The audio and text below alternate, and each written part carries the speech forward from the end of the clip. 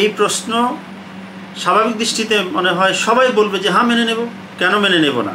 কিন্তু আসল কথা হচ্ছে নির্বাচন যদি নিরপেক্ষ গ্রহণযোগ্য না হয় তাহলে সেই নির্বাচন কার পক্ষে গেল আর কার বিপক্ষে গেল সেটা তো মানার প্রশ্ন আসে না।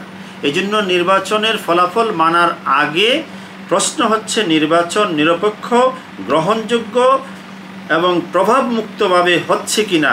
এইটা যদি নিশ্চিত করা যায় তাহলে অবশ্যই নির্বাচন সুন্দর হলে সেটা আমরা অবশ্যই মেনে নেব।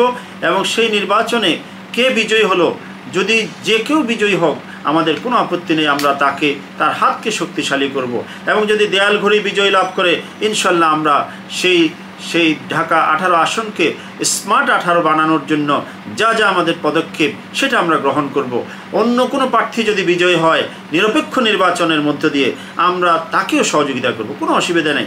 খেলাফত মজলিস এমন একটি রাজনৈতিক ইসলামিক সংগঠন যেই সংগঠনের মূল কর্মসূচি হচ্ছে জনকল্যাণ, জনস্বার্থ এবং জনগণের শুধু দুনিয়ায় নয়, আমরা দুনিয়া এবং আখিরাতের কল্যাণ নিশ্চিত করার লক্ষ্যে কাজ করে যাচ্ছি। সুতরাং এখানে জনপ্রতিনিধি কে আছে সেটা আমাদের দেখার বিষয় নয়। আমরা নিজেরা প্রতিনিধি হিসাবে নির্বাচিত হলেও আমরা এই সেবা এবং এই কার্যক্রম পরিচালনা করে যাব এবং অন্য যে কেউ আসলো সেটাকে আমরা তাকে সহযোগিতা করব। তবে অবশ্যই সেই নির্বাচন হতে হবে নিরপেক্ষ, সেই নির্বাচন হতে হবে গ্রহণযোগ্য সকলের কাছে এবং দেশে এবং আন্তর্জাতিক সকলের কাছে যেন নির্বাচন গ্রহণযোগ্য হয়। তবে সেই নির্বাচনের ফলাফল আমরা সকলে মেনে নেব ইনশাআল্লাহ।